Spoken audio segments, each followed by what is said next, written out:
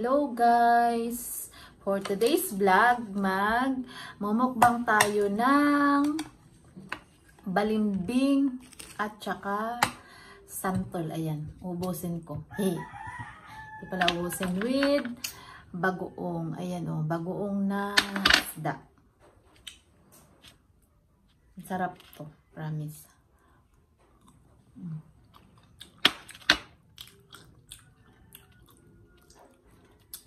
Maasim din. Sarap siya.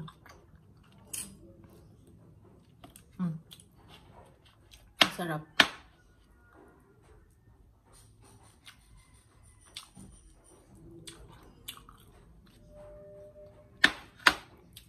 Santol. At saka balimbing. Ayan.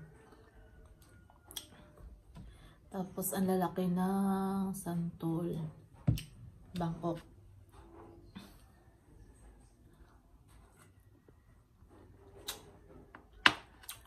Ang sarap.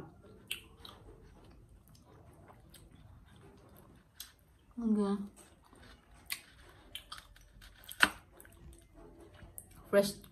Fresh talaga siya. Galing Tagaytay. Kami yung nanguha sa puno. Kami yung nanungkit. Ayan, may mga ano-ano pa siya kasi nahulog.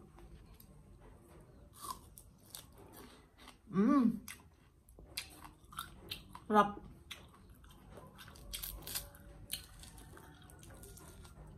Ano to sa Bisaya? Balimbing?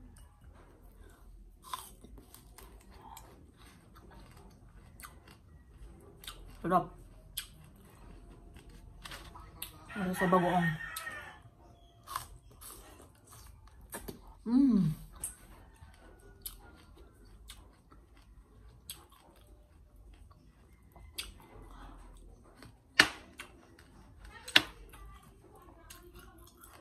Malalaki siya.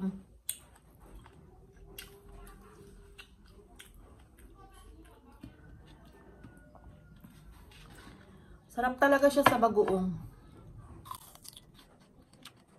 Wala siyang asim. Ito yung ano yun. Balimbing na wala siyang ano. Hindi siya maasim. Malalaki siya, sobrang lalaki.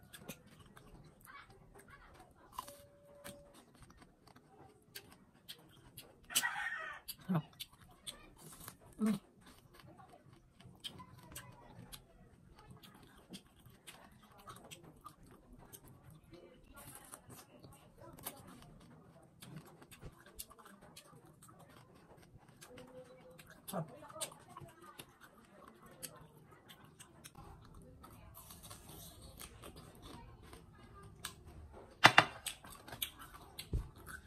Sarap niya, sobra.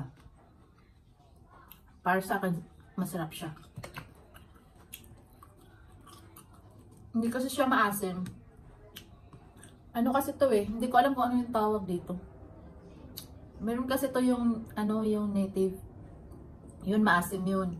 Ito siya, hindi, kahit hilaw siya, ayan, hindi naman talaga siya hinog. Ayan, hindi siya hinog pero ano, hindi siya maasim. Unlike doon sa ano yung native, yung maliliit lang na sobrang maasim siya, yung parang kamyas talaga. Ito iba siya, parang ano, parang giant ano tawag dito. Hindi ko alam kung anong tawag dito eh. Giant balimbing kasi sa ano, balimbing kasi yung tawag dito sa Bisaya.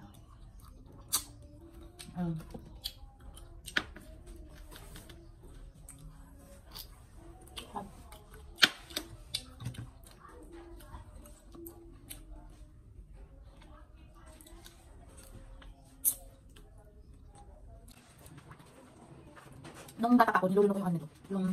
Yung buto. Tapos pag dinamin mo siya, buo pa din. Para siyang ano, lahat siya matamis.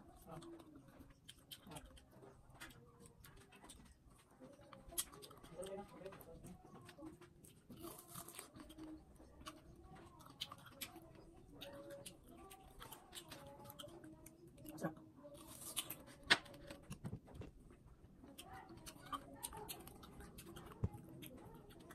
Mas maasim pa yung bayabas dito.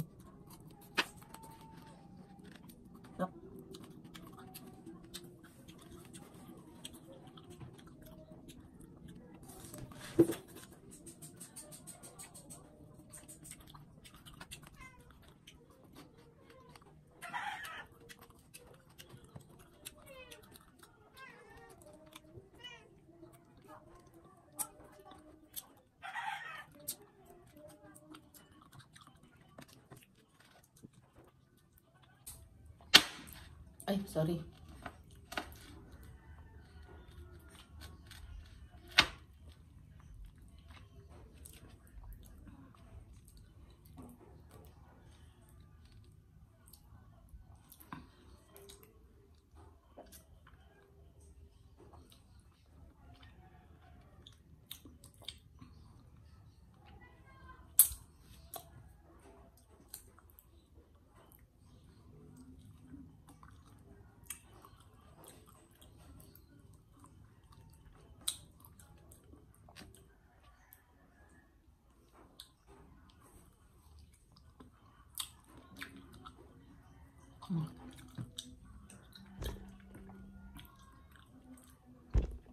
Kakabusog siya.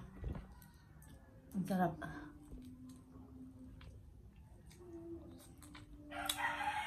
So, yun lang guys. Pinakita ko lang na masarap yung bagoong sa balimbing at saka sa santol. Yung bagoong na isda. Masarap siya. Yun lang guys. Thank you for watching. God bless us all. Thank you. Kung nagustuhan nyo ang aking video, paki-like and share and comment. Bye and subscribe. Thank you so much. God bless us all. Thank